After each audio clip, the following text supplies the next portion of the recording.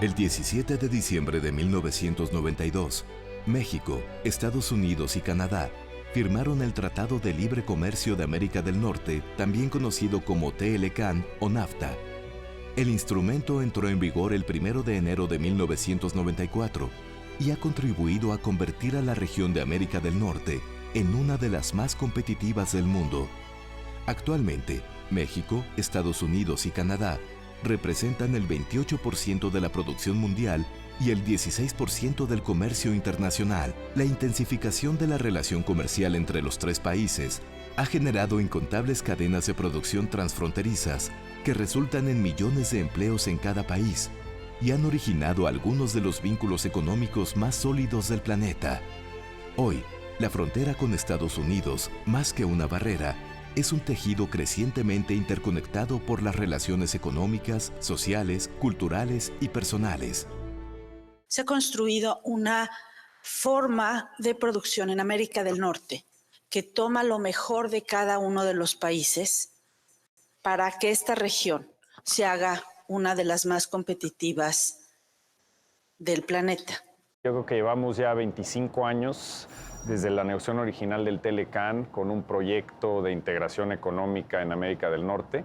Hay que recordar que el TLCAN original fue la primera vez que un país de la magnitud de Estados Unidos negociaba un tratado con un país en vías de desarrollo de esta naturaleza, donde eliminamos por completo los aranceles entre México y Estados Unidos. Casi todos están eliminados también entre México y Canadá, pero se creó una zona de libre comercio con la visión de generar oportunidades de comercio y atracción de inversión en la región, y eso se logró a lo largo de estos 25 años. Esa apertura lleva a México a evolucionar de ser una economía con muy poca exportación e importación a volúmenes enormes, pero también evolución hacia una mayor industrialización. Es donde encontramos nuestros nichos para el comercio con Estados Unidos, donde la mano de obra relativamente barata respecto a Estados Unidos nos daba una ventaja competitiva. Entonces todo eso define y condiciona la naturaleza de la economía mexicana, cómo evoluciona en los últimos 25 años. En un mundo en que hay bloques, eso nos permitió a los tres países de América del Norte competir efectivamente. Caso muy concreto, automóviles.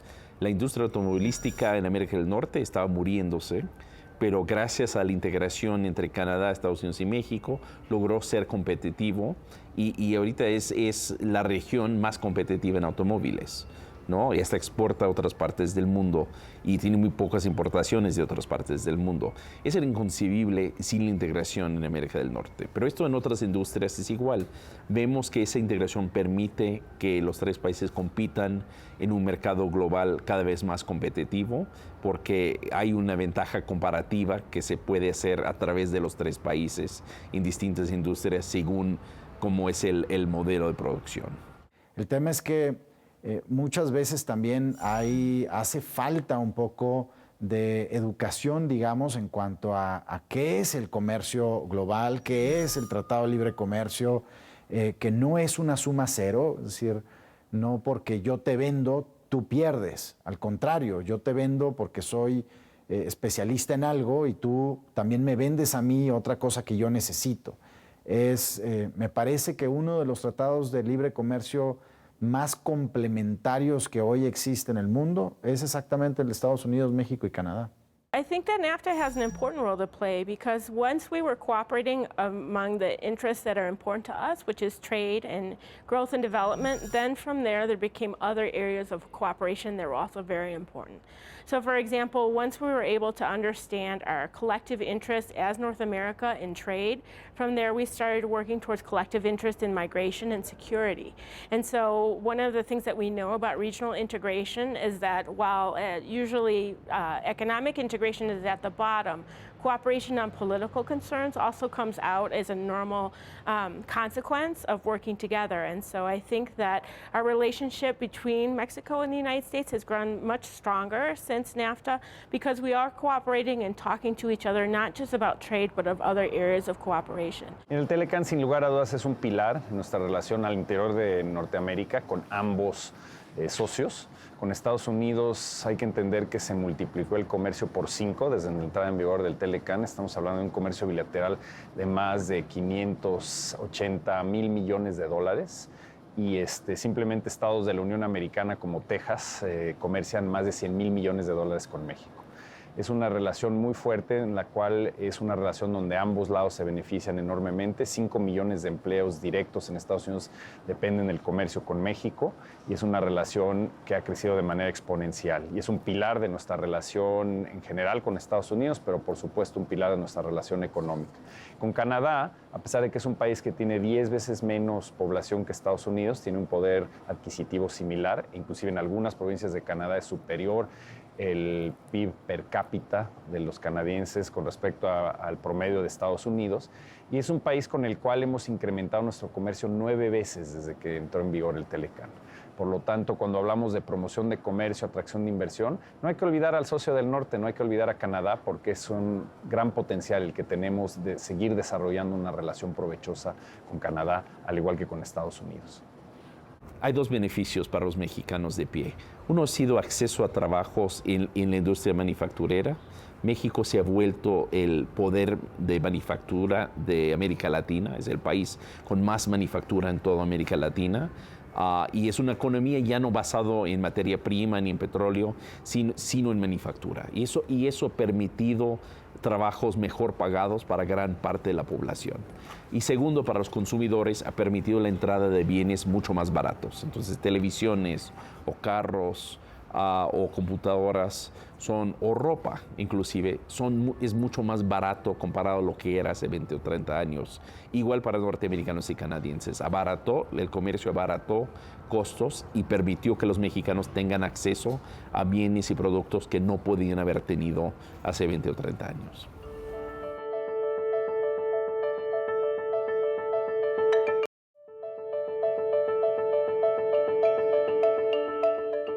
La apertura de México, a través de su red de 13 tratados de libre comercio con más de 50 países en el mundo, lo que nos ha permitido es generar un motor de crecimiento para la economía mexicana. El día de hoy el sector externo es sin duda alguna de los pilares de crecimiento. Nada más para darte un ejemplo, si sumamos las exportaciones de bienes y servicios y las importaciones, en su conjunto representan alrededor del 75% del PIB de la economía mexicana. Esto quiere decir la creación de empleos, generación de empresas, generación de recursos fiscales. Entonces, es un círculo virtuoso el que tenemos.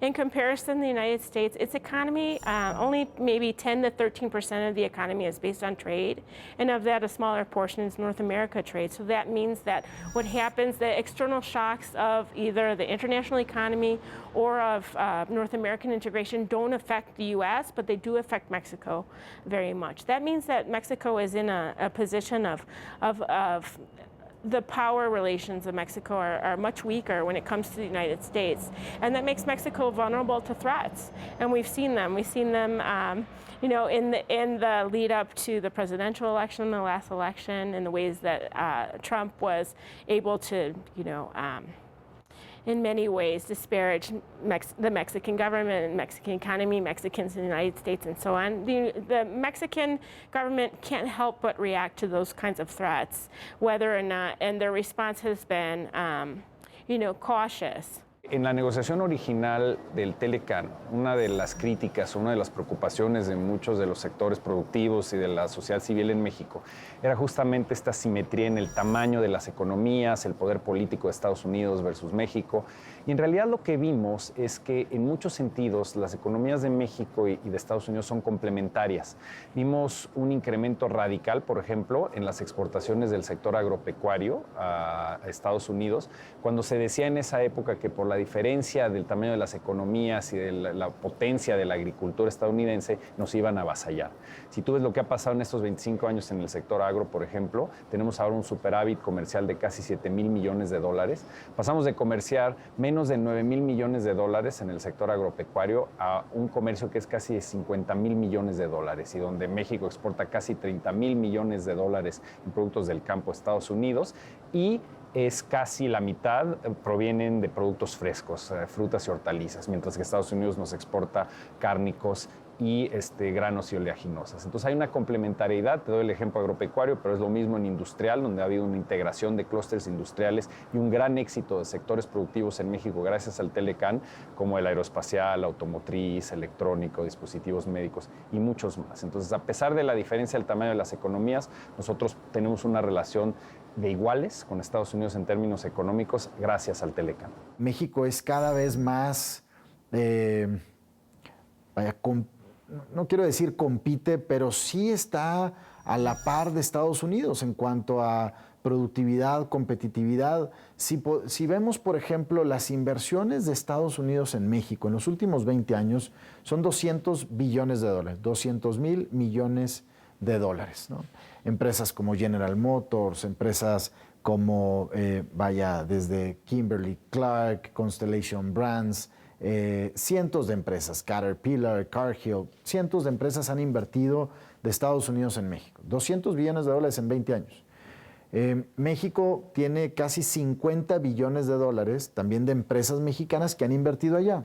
Entonces no estamos tan lejanos de ellos en cuanto, al menos en la parte económica, creo que hemos sido muy buenos socios comerciales. La asimetría, a final de cuentas, sigue imperando. México depende de Estados Unidos más que Estados Unidos de México, pero esa brecha ha ido cerrándose un poco, ¿no? Ya pasamos el momento en que Estados Unidos puede desprenderse de México económicamente, porque ya está muy integrada la economía mexicana en la vida de los trabajadores y los consumidores norteamericanos. Entonces, si bien existe simetría, es quizás menos de lo que era antes, porque los dos dependemos del otro. I think that on some level there still is a common vision for North American integration. Although policymakers, especially within the executive branch of the United States, I think Trump and his administration have a different vision for trade overall, where Mexico and NAFTA is integrated in that as potential problems for the U.S. economy. I think at other levels of governments, definitely there is still a sense of the urgency, the immediacy, and the interest of maintaining regional integration in North America that's very, very important. So I think that on one hand, we do have a set of new rules, new policies that come through the Trump administration that are very protectionist, that are anti or work against the forms of integration. But at other levels within the bureaucracies, within Congress, and other areas that also have importance to U.S. trade policy, there is the important sense that both the Mexican economy and the U.S. economy and Canada have a great interest in maintaining regional integration. So I think there is, at some level, still that vision.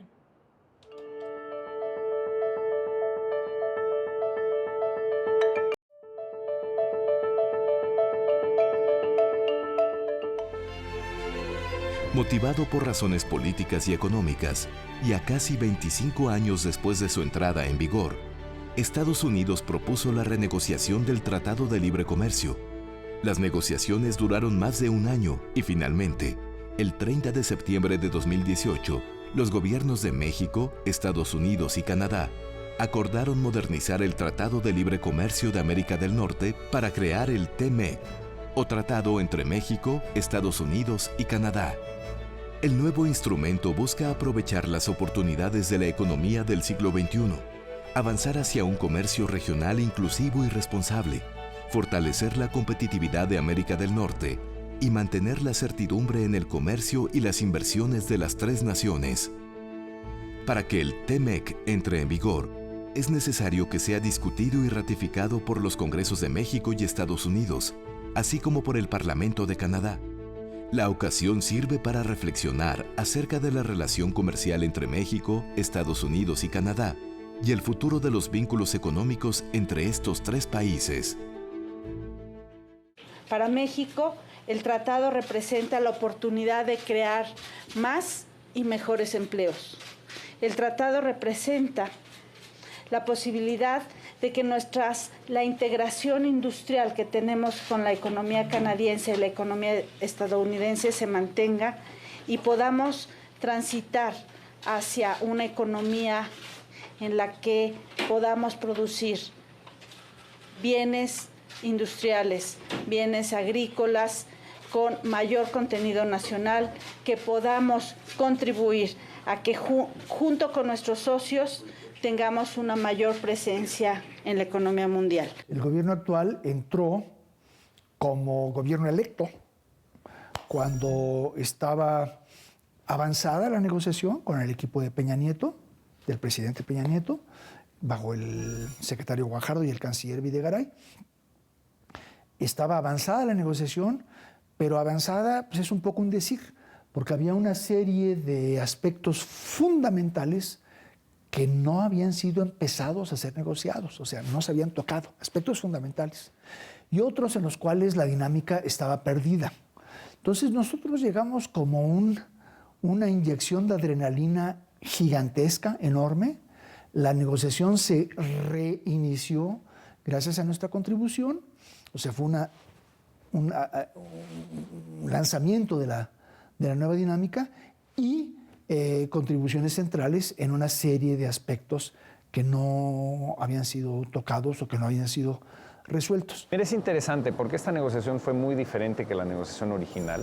Si bien en la primera negociación los 3 países norteamericanos estaban de acuerdo con la premisa de que había que construir una zona de libre comercio que generara flujos de inversión y de comercio en la región, en esta negociación tenemos al socio más importante en términos de tamaño, en Estados Unidos, que señalaba que había un daño por resarcir, es decir, que el Telecan le había causado un daño a su economía.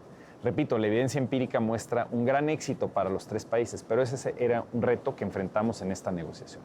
Logramos quitar de la mesa muchas de las medidas que ponía el gobierno estadounidense, la administración Trump en la mesa, para echar para atrás muchos de los beneficios del Telecan, es decir, regresar al comercio administrado, imponer aranceles en ciertos sectores, nuevos obstáculos técnicos al comercio. Logramos evitar todo eso.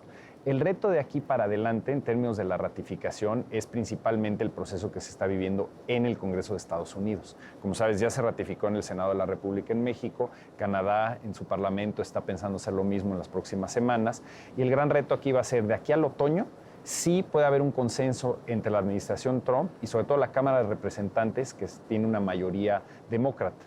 The United States is definitely worried about Mexico's commitment to the new labor reform, and they have set up, especially in the agreement, they have set up that Mexico passing and implementing labor reform is a precondition for Mexico being able to participate in the new NAFTA. So that's a definite major question whether that will happen.